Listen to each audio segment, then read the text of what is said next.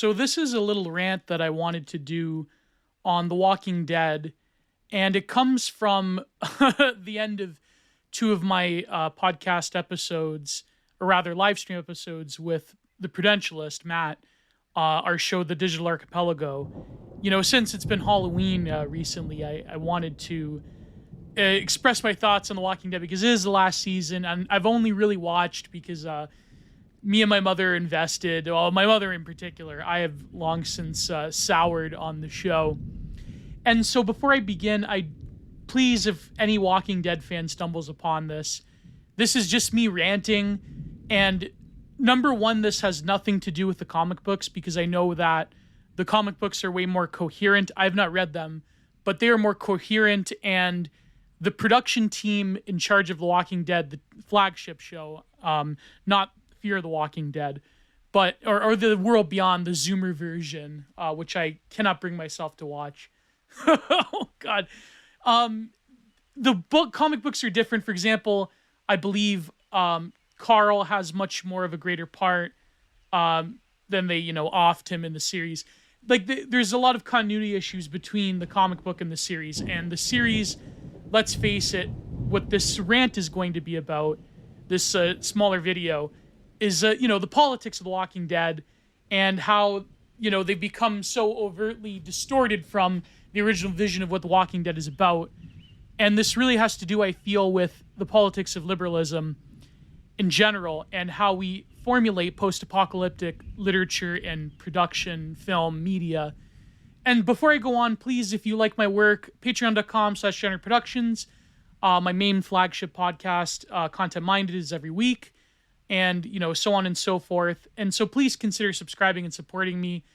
And again, this is in no way comprehensive. This is just random musings upon The Walking Dead. And there's, after 12 seasons, literally, 12 years, it's, I think almost 12 years. There's a lot of stuff that I missed, a lot of minutia that, a lot of dedicated Walking Dead fans get. But what really sparked this was when I watched one of the more recent episodes in the last season. This is, I believe, episode 20, where they break Hornsby out of prison.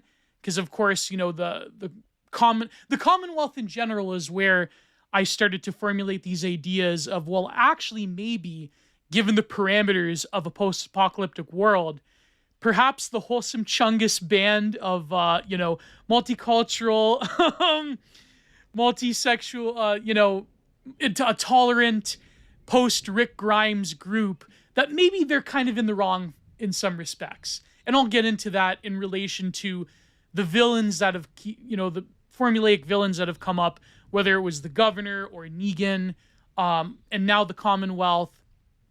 There's this part where Carol and Daryl break Hornsby out of prison and he's, has to feed the, what's his name? Sebastian, who's the son of the leader of the Commonwealth, has to feed him. He turns into a zombie. And there's this part where he's leading Carol to an underground tunnel and he's telling her where their friends are and so forth. And there's this part, and it floored me. It floored me because it really culminated into all of these different trains of thought I had over The Walking Dead and why just something about it is so ridiculous. There's this part where they're going along and, of course, Carol is like the ultimate girl boss. What is she, 60 years old now? But, she has her own transformative story. She's in the very, very first season, her husband is abusive, but then she transcends into this ultimate girl boss archetype where she, even commits like literal crimes against humanity for the survival of the group. There was that one scene in the prison where there was some malaise, some pestilence going around, and she ends up, anyways, for YouTube purposes, I can't describe what she did. And of course, she yeeted Terminus, the cannibals, single-handedly, with only a rocket launcher and a Kalashnikov. So anyways, Carol is walking along and Hornsby's trying to talk up her and Daryl. because he sort of is thinking in a Machiavellian way. And this is a common theme, is that, well, I'll get to the common theme, but when it comes to the thinking around a political arrangement, it seems the supreme vision of Rick Grimes is essentially trying to impose the multicultural, global, end of history liberal narrative upon these disparate groups that are trying to recuperate civilization. But they're doing so in such a way that is more logical to a post-apocalyptic world. But yet they find fault in these groups. They subvert them from the inside, or they weaken them from the outside. And like I said on my show with Prudentialist, they essentially go into these groups, they engage in combat, or they undermine the authorities at hand, and they eat away at these groups like termites. And then, of course, hundreds of people get turned into zombies, or, basically expire or get liquidated for YouTube-friendly terminology. So there's this one scene where they're walking along, and Hornsby asks Carol point blank, saying, what comes after this? Now that you've effectively undermined the authority of Governor Pamela Milton, and you guaranteed you're probably going to win, because let's face it, that's how it always happens. That is the formula of The Walking Dead. Here is a group that promises salvation. This group is evil somehow. And yeah, a lot of them are evil. Not to say that Negan was a good guy. Well, I'll get to Negan. But it's like, here's the group, they're evil. Usually Rick, but then of course Rick has been gone for quite a number of seasons. So it's like, Daryl or Maggie. Daryl, of course, is the only male of a particular ethnic persuasion who is at the top, right? But I'll get to the politics of The Walking Dead and the sort of role of, the remnants of the strong male, the strong European male. But anyways, besides the point, well, I'll get to it. So he says, okay, now that you're basically going to defeat Governor Milton, because this is how it works. You go into a group, they're evil, we have to get rid of them. People get yeeted, chaos ensues, everyone seems to dissolve except for the core group. Everyone gets screwed over except for them. They survive. Carol basically says, you know what? That's not my concern. I don't care what happens after. I only care about my family, my group. And so, Hornsby is thinking, well, there's a power vacuum and you could lead. And he says point blank, you have 50,000 people's lives in your hands. And Carol just rejects it and says, no, my group is the only one that matters, and you can go screw yourself, and we're just going to undermine the authority of the Commonwealth and Governor Milton because they're evil, and they're doing seedy things, and they're shipping people to labor camps, and they're taking over groups.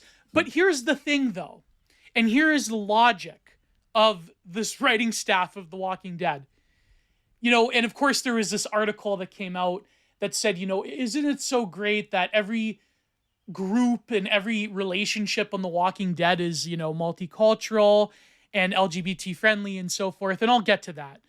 But the logic of any functioning society in any post-apocalyptic world where there is a massive blow to civilization itself, you have to think in a sort of will to power, Nietzschean Machiavellian way. The governor of the Commonwealth is clearly providing them and lets them in and gives them resources and the tools to rebuild, when you have to realize the reason that they sought out the Commonwealth, or well, rather what Eugene thought was another civilization, another group that clearly has radio communication. And of course they trick him with Stephanie, but then he finds the real woman who was communicating him, what is she? She's the secretary to Governor Milton. And, it's a typical love story, it's multicultural, blah, blah, blah. But the point being is that they give them resources, and yes, they're going to colonize these weaker and smaller groups, because Alexandria and the Kingdom and Hilltop, they were stretched to their limits after their battle with the Whisperers. And so, of course, they need a stronger, more powerful group to give them resources, to prop them up. And Daryl even joins the army. Daryl and Rosita and so forth. and they try to convince Maggie. But of course, Maggie, after Rick Grimes leaves, now that Michonne is also left, I'm assuming to find Rick, is, the ultimate girl boss that doesn't consent to being ruled by anybody because she doesn't need anybody. This is typical. This is typical of most entertainment mediums nowadays. And it's not even that, it's not even that, and again, I'm not going down this typical like anti-SJW, like, literal 2010s reactionary video stuff, because there can be a place for a strong female leadership. But of course, nowadays in The Walking Dead, there is no male authority besides Daryl. But I'll get to that. I'll get to that. Because it's funny that even the governor, Governor Milton, is also evil, even though, she's the ultimate girl boss in a way as well. But okay, so it seems that at least they're willing to admit that there is a female final boss villain, the level villain in any video game, right?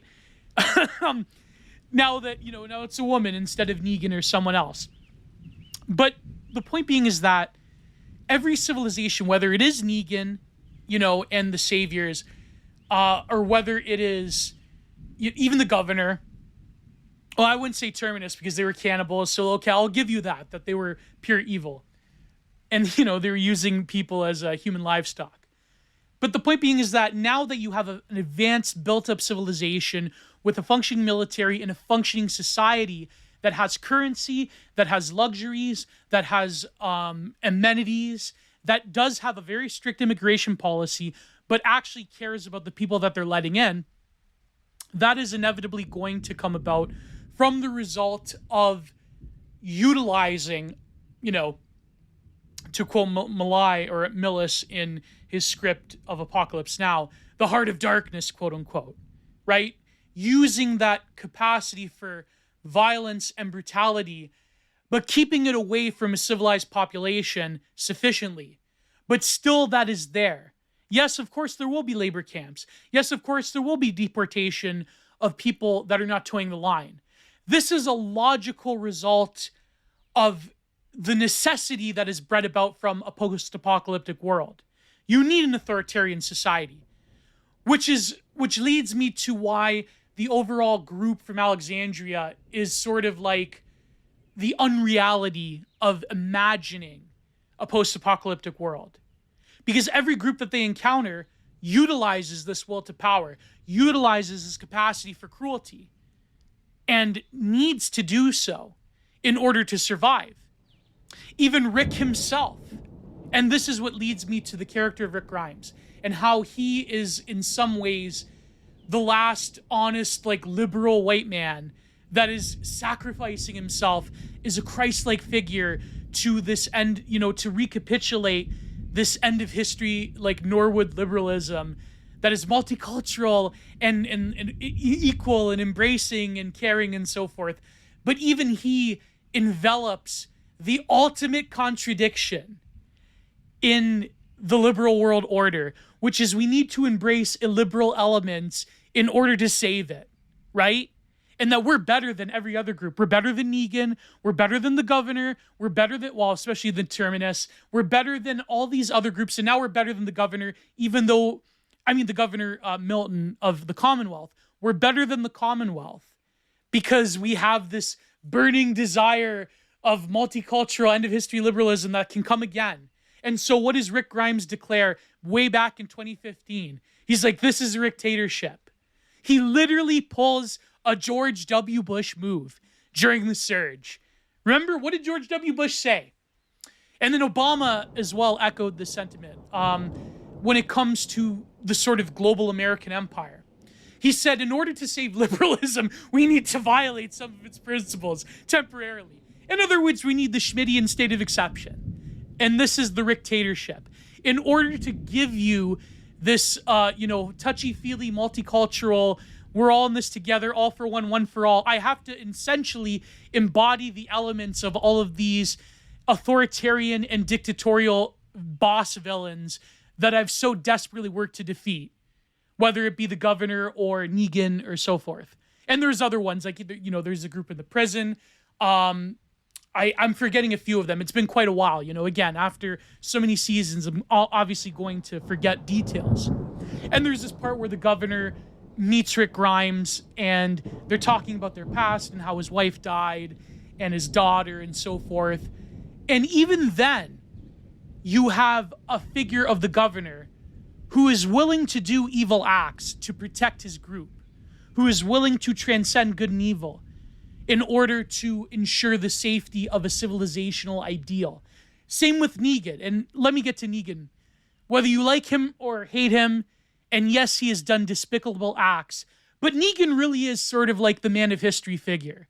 I mean, the Negan of when he was Negan, not nowadays, where they've turned him into this denuded, constantly groveling, constantly apologizing husk of himself. The Negan embodies that man that comes about at every turn of a massive disruption in a previous civilization. He has a harem. He is charming, yet ultimately narcissistic. He basically creates a cult of personality around himself. He does despicable acts to ensure the longevity and safety of his highly militarized, Spartan-like group. And what happens? Of course, Rick Grimes wins in the end. But he does things that any ruler of antiquity would have done. Every Roman emperor would have done. He yeets all of the men at Oceanside. He threatens and extorts the kingdom. He borderline wants to destroy Alexandria.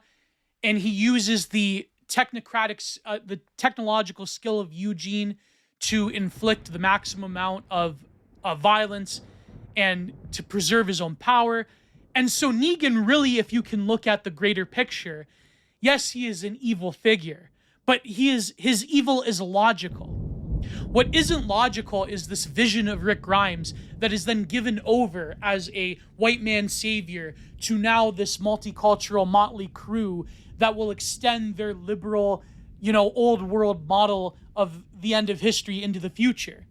Because subsequently, now that model is carried on with Maggie and Daryl. And Daryl also is another figure who has struggled and has come through. But ultimately, I think Daryl is probably a self-insert of Robert Kirkman being, a self-hating Southerner himself. He's like, I'm from the South, but I want to be a liberal cosmopolitan. So Daryl comes from the typical squalid trailer park racism of his brother Merle. And, there's this one part where he's with the girl, the youngest daughter of Herschel, where he's talking about, I didn't grow up with singing competitions and, cable television and privilege and so forth. I was just some dumb redneck in a trailer park. And then he later on becomes the sort of uncle-like figure to the rest of the group.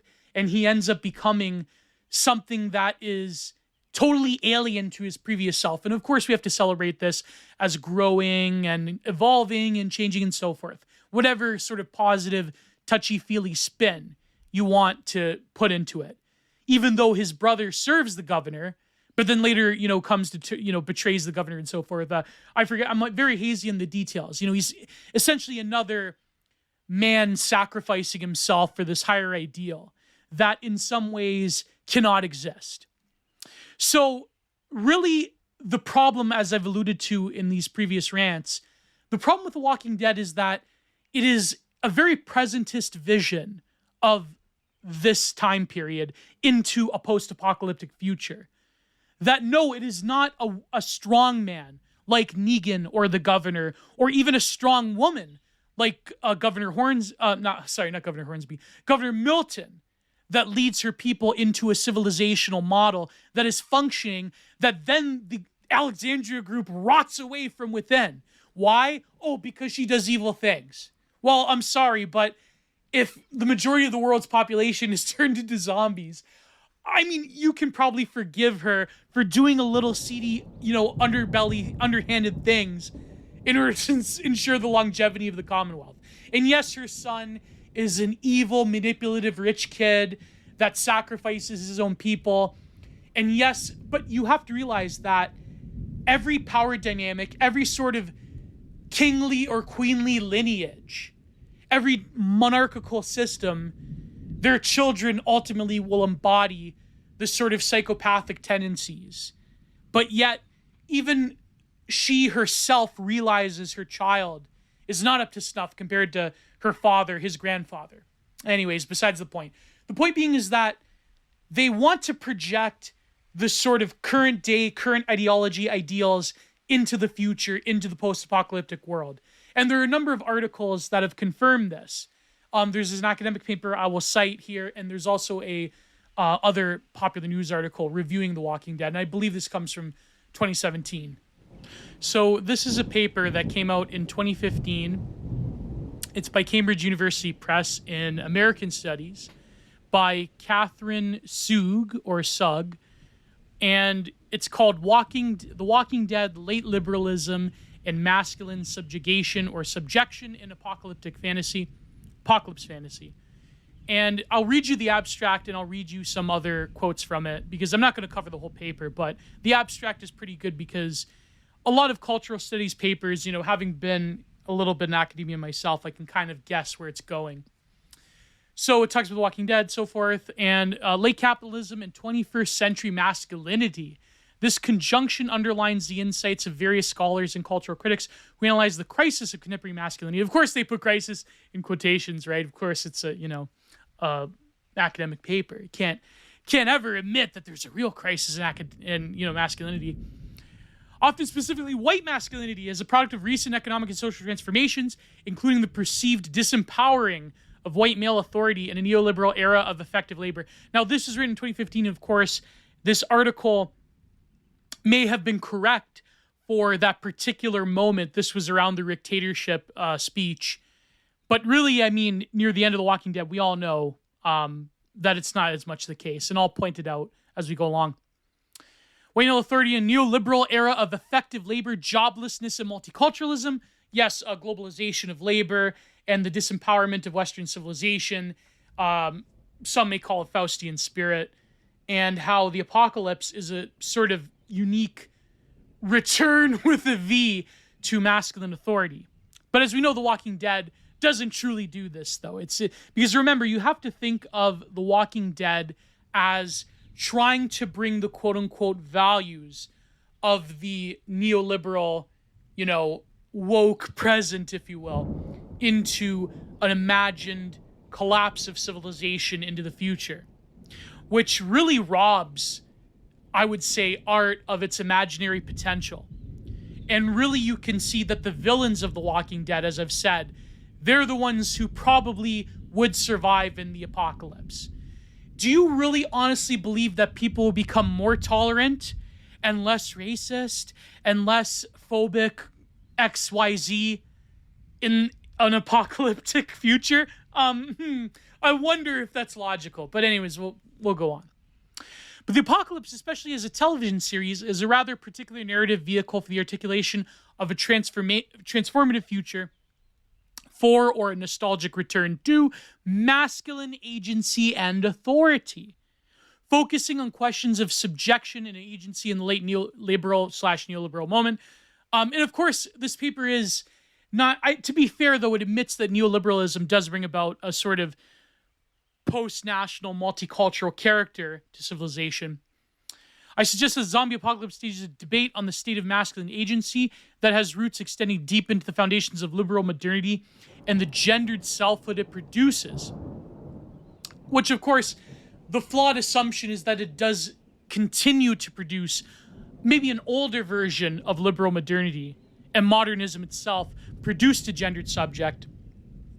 But as we see, with certain elements of the economic order, with certain arrangements of society itself, there's really more of an advantageousness to an, post-gendered subject, I would argue. That the reason we see the rise of and the promotion of alternative lifestyles and so forth is because, of course, this goes back to the classic, woke capital thesis. That really a society that goes beyond hierarchies of gender and race and culture and religion and so forth ultimately leads to a more productive and homogenized, not only labor base, but even post-labor base. Again, you could say that, woke liberal politics, ironically enough, is a form of biopower in itself because it envisions a subject as moving beyond these identity markers for the sort of greater fluidity of the economy and fluidity of cultural life and what people have called the gray goo society, where everyone is essentially equal and the same, and we've moved beyond nationality and culture and race and gender and so forth. There's a very, funny reason why this sort of current economic arrangement promotes these things. But of course, this is an academic paper. They're never going to admit that. So the roots that are ironically exposed by popular culture references in the dominant Walking Dead, a frontier myth. The frontier myth and the apocalypse both draw from Hobbesian prognostications of a state of nature as relentless competition in a war of all against all that is foundational to modern liberal political theory and questions of sovereignty, self-interest, and collective governance. But they also indicate a narrative antidote to the erasure of political agency as traditionally enshrined in liberal democracy and liberal notions of norms and traditions. Like the Western, the zombie apocalypse speculates about possible ways in which masculine agency and liberal modernity might be reimagined or reinvigorated. So there you go. Originally, you do have this Hobbesian myth within the liberal order, what people have called classical liberalism, from Hobbes and Locke and so forth. And while Rousseau has a different take. But liberal society destroys the capacity of true Faustian brutality, of European man in particular, that they have the ability to trailblaze and to conquer nature itself, that the civilization and civilizing capacity of the liberal project means that masculinity itself experiences a crisis, especially European Faustian masculinity. But this paper is saying that the zombie apocalypse or any imagined apocalyptic scenario inevitably will gravitate towards a strong leader. Hence why Rick Grimes has to embody those brutal elements within himself that he's combating, whether it be Negan or the governor or various other rivals. Even Shane, Shane embodies the darkness of the present moment. Him and Andrea, they're perfectly equipped for this world. But Rick, of course, destroys that because Rick wants to be something else. So the flaw is that this paper, of course, comes from 2015, and it doesn't imagine the post-Rick world of The Walking Dead, where that Faustian European masculine spirit is given over to the current day presentist liberal values of neoliberal multicultural woke modernity, right? That's embodied in people like Michonne and Maggie in particular. And, even to an extent, the governor of the Commonwealth. So really, Rick Grimes is that sacrificial element of an older form of masculinity because he has to conquer the more brutal, ancient, Hobbesian forms of the masculine in these villains, especially with Negan. Negan is imprisoned. Negan is neutered. Negan is taken away from his cult of personality and his harem, and he embraces life in multicultural Alexandrian liberalism in the apocalypse by, of course, marrying or going with a woman and having a kid and forgiving and constantly begging for forgiveness and so forth. That he has to erase the atrocities he's committed. Whether it be, liquidating Glenn or Abraham or destroying the army of the kingdom. Doing these things to preserve his own character, but to preserve those people. Negan, let's face it, let's really pull the Band-Aid off. And if you are a Walking Dead fan, I'm sorry this upsets you, because you would say that this violates the logic of The Walking Dead. But if it was a real post-apocalyptic scenario, who do you think would win? Who do you think would have that will to power that is able to enact total festivals of cruelty against the enemies of the regime? Would it be Rick in the dictatorship, or would it be Negan? My guess it would be Negan, right? Anyways, moving on. So, like the Western, the zombie apocalypse speculates the possibility that masculine agency and liberal modernity might be reimagined and reinvigorated. In a place of a tired, automated, neo-official man, the apocalypse in The Walking Dead promises an opportunity to finally start living again, reminding us that white masculinity figures precisely the Enlightenment liberal subject citizen and the authoritative, highly fictional agency which has been notoriously crushed within regimes of late capitalist biopower. Of course, and yeah, I've said it as well, the biopolitical element of turning people into the homogenous gray goo. Now it's like the zombie apocalypse will reinvigorate the Faustian man. But as we know, this is a lie, because in the lore of The Walking Dead, that Faustian man is also crushed because he gives himself over. Rick gives himself over. Daryl gives himself over to the girl boss liberal world order of, so I know this is hyperbole, but it's the truth. So yet, even as the zombie apocalypse engages foundational myths of liberal modernity, it elaborates them in surprisingly nihilistic set pieces and an apparently doomed serial narrative loop. There is no end to the zombie apocalypse, and life is remarkably unpleasant.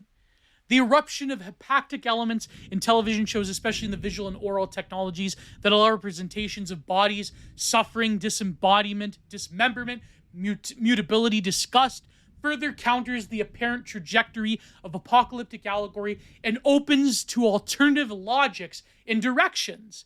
And, of course, what I've alluded to. Zombie logic without humans. This essay is interested in which two trajectories, blah, blah, blah.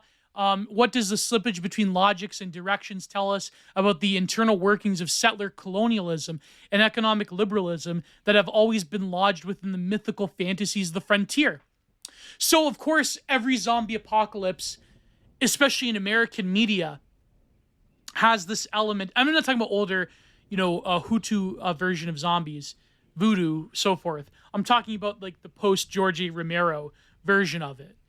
It has this foundational myth that America has really been driven on, which is the closing of the frontier. The apocalypse is an opening of a new frontier, and it's always the mission of survivors to close that frontier. The most stable version of closing that frontier, where people go back to a form of over-socialization that, Uncle Ted K talks about, is the Commonwealth. But in the pursuit of wanting to attain a previous version of liberal, multicultural, egalitarian civilization, they have to destroy the greatest means of attaining that, which is the Commonwealth. Why? Oh, because they're evil. Because they do evil things. But that's another thing about The Walking Dead. You can clearly say that Negan is evil. You can clearly say that all of these other people are evil. But with the Commonwealth, there is this ambiguity. So they have to concoct this political conspiracy, and that, actually there's a super secret, truth-telling, this Parisia going on, where the media is this valiant defender of the people that, what's her name? Eugene's girlfriend. And, the lawyer, that they're going to, save the Commonwealth by exposing the governor and exposing Lance Hornsby, and it's like the evil military actions and the extrajudicial liquidations and sending people off to labor camps and colonizing different people. Like, it's again trying to recapitulate a political conspiracy in our own times. That there are these notions of truth and justice and so forth that is recapitulated within the middle of a never-ending apocalypse. It's totally nonsensical. And they end up undermining the best bet of the vision of what Rick wants to achieve when he left the series to begin with, which is supreme stability and stasis. And that's why he sacrificed himself for that. But anyways, moving on. So, this is the point of mythical fantasy and so forth. So The Walking Dead's regressive conception of gender, Lori, Sarah Wayne, expresses her nurturing and protective nature, while Rick is shown to be level-headed, quick action. So again, recapitulating gender roles. But then, of course, these gender roles are broken, after Lori dies and, Rick disappears. So I guess the point of the essay is still mute. This point where he talks about Foucault. She talks about Foucault, this author. Walking Dead takes place in contemporary near future that clearly mirrors the actual present. Oh, so they admit it. Albeit within the radical transformation of the social material landscape caused by the zombie virus. Two aspects of the mimetic presentation of a contemporary setting and its implied link to a settler colonial past are particularly relevant to the dramas of masculine leadership and collective crisis that unfolds. One is the legacy of liberal and neoliberal economic structuring of social formations and subjective experiences, often known as biopolitics or governmentality, following Foucault. And the other is functioning of white masculinity and the liberal agency, or rather the destruction of it. Anna McCarthy defines neoliberalism as an economic political regime in which state policies synchronize with cultural practices to apply market-based individualism as a governmental rationale across institutions and practices of everyday life. Another author emphasized the impact of neoliberalism on understandings of the responsibilities of citizens in the state, in which the neoliberal state adjudicates its collective functions in favor of the expanding imperative to secure private property. But then, of course, it goes beyond this, and I've mentioned the woke capital thesis. But here is another highlight. The challenging conditions offer a dramatic antidote to the passivity of everyday life familiar to viewers, especially men, such as a subject in recent studies masculinity researcher Michael Kimmel, who, quote, considered himself a victim of impersonal forces that wreak havoc within their lives and futures of America's middle and working classes.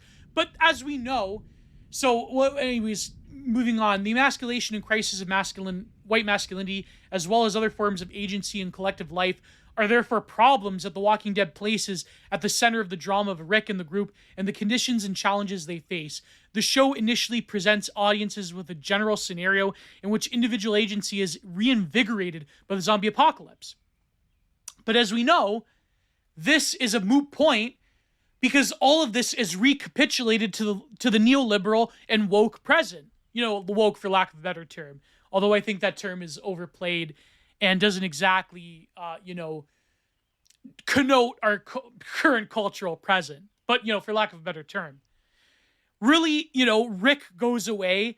Daryl becomes, in a way, denatured from his previous self.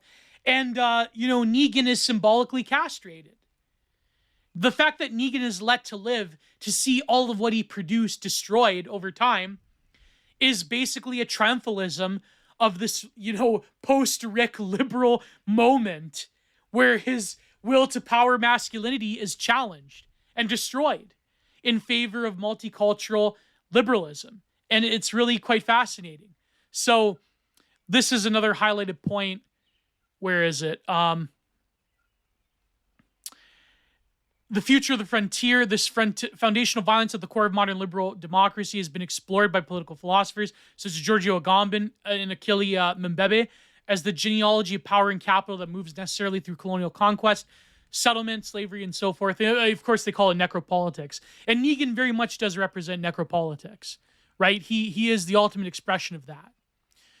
But then moving on, of course, this frontier is challenged.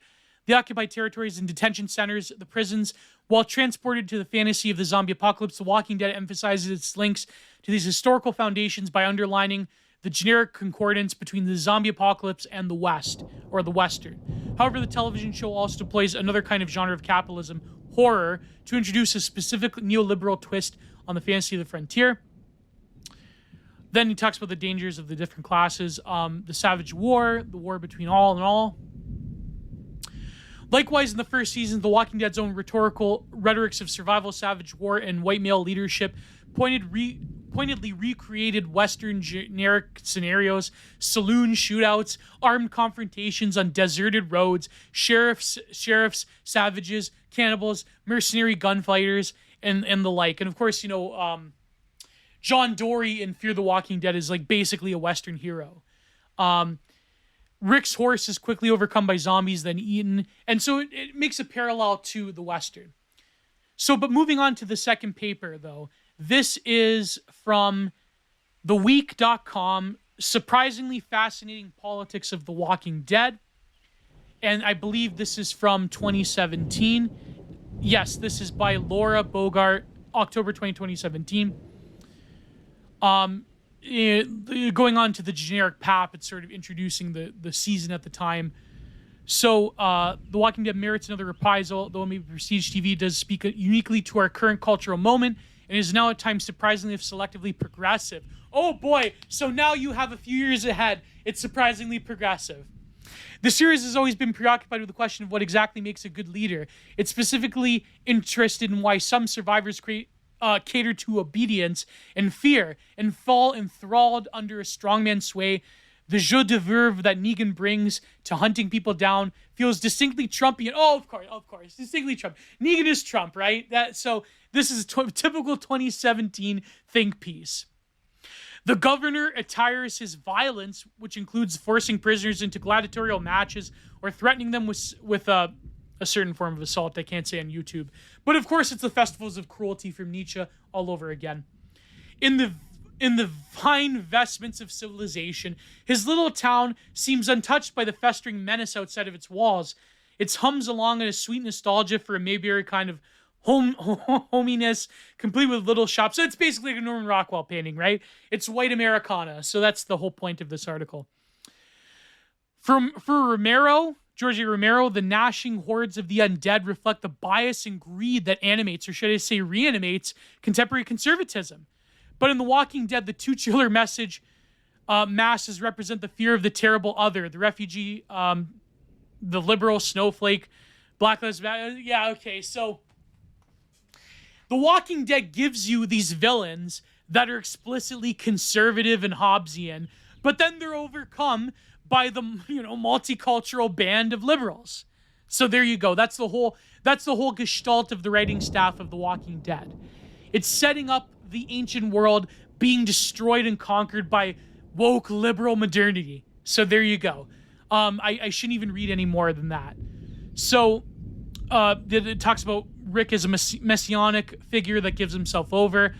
When Rick's belief that might really does make right has emboldened him to make a decision that ranged from breathtakingly boneheaded, like when he led the group to a compound full of cannibals, to just plain cruel, his macho creditude puts the whole gory storyline of all-out war into motion. After he hears about the Saviors, Rick technically invades their turf first, ordering his crew to liquidate several of them in their beds, right? But it's good and just, because remember, Negan is a Trumpian strongman, evil, sexually machismo figure that needs to be destroyed. So in other words, we have to sort of violate our principles to preserve our principles, right? Because Negan is supremely evil. Negan is orange tiny hands, and he must be destroyed. So there you go. Negan grabs him by the you-know-what, and they let him do it. So there you go. Women were a combination of love interest, harpy, and victim. When Rick's life, Laurie, a particularly noxious embodiment of all three. Yeah, again, Laurie is the Madonna, Hua figure, right? To quote the word, the way that it's said by Ralph Cifaretto in The Sopranos, Ahua, People of color, especially black men, were the zombie world equivalent of redskins or red shirts. The core group's first and long-time only black member was named T-Dog. T-Dog was a good figure. He was a good character. But then, of course, Michonne comes in. And now it's, of course, entirely multicultural. Like when he lies to Negan about the whereabouts of a fellow survivor. So Father Gabriel, the cleric who literally barricaded himself in his church as parishioners were devoured. But then, of course, he gains his courage, so forth again. But let me go to the part about the dictatorship here in this article. The transformation is more robustly evident in Carol's slow evolution from abuse victim to a surrealistically hyper-competent survivor. Remember the cannibal compound that Rick blurtingly led the group to? Carol takes it out with a machine gun and a rocket launcher. Then, of course, she becomes very popular. She's like the ultimate girl boss. And, of course, it talks about the dictatorship a little bit, how, Rick gives himself over to it. Then it talks about Rick's relationship to Michonne and so forth, the strong female character stoicism by pushing her into greater states of correctedness and vulnerability through a love affair with Rick. This relationship is especially significant between Rick and Michonne. As the writer Black Girl Nerds puts it, quote, there are a few actresses who share the aesthetics of Danny Guerrera I'm butchering her name. Rare still have we seen them as lead or the love interest. The Walking Dead is in the position to make an impact on how Black women are loved and nurtured on screen. Women on the Walking Dead are no longer weak-willed nags, but they are more than that. They're just as bodacious fighting machines, of course. But the point being is that, really, given the logic of a real apocalypse, whatever you think of The Walking Dead, and let me end this rant with saying that whatever you think about the politics of The Walking Dead and its so-called, it's celebrated for its progressiveness and so forth, really honestly think about the post-apocalyptic literature and television media and movies that have come out in the last 10 years. The sort of obsession with zombies. How, yes, originally it's a critique of consumer capitalism and Western civilization, but now it's become this sort of playing ground fantasy for the current liberal order. That the current picture of liberalism is so strong that it will survive into the future. It will survive an apocalypse. But really ask yourself honestly, all of the girl bossism, all of the, sort of multicultural savior complexes, the total eclipsing of, masculinity in general, really ask yourself honestly. And of course, the other sexual politics of The Walking Dead, which I will not name for YouTube. Ask yourself, would these things really survive in a post-apocalyptic world where the majority of the human population is devastated, where you would need a strong figure like a Negan to come about and give you stability through supreme uses of cruelty and the displays of cruelty, especially during a zombie apocalypse? Do you really think that the vision of Ricks like Norwood, Reddit, Wholesome Chungus, Savior Complex towards this motley crew of disparate people that find each other and they're all these, perfect liberal subjects, that they want to create that into the post-apocalyptic future? Do you really think that would last? Do you really think that would be a reality?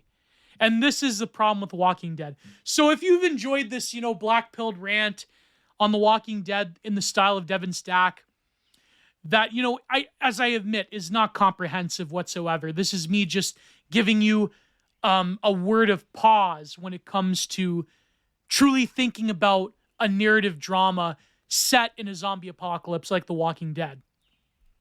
To really think about if realistically civilization were to go by the wayside, who would have a better chance of survival? And so if you enjoy my work, please support me on Patreon and subscribe, like, share, so forth. And again, please, I'm sorry if Walking Dead fans happen to stumble upon this. I'm very sorry. This is coming from a uniquely reactionary perspective. But I just wanted to sort of give my, contextualize these various rants that I've given on the nature of The Walking Dead. And how even the vision, as I've said, of our current moment is extended to and has colonized the imagination of a post-apocalypse. So thank you all. As I always say, God bless, goodbye, too sweet.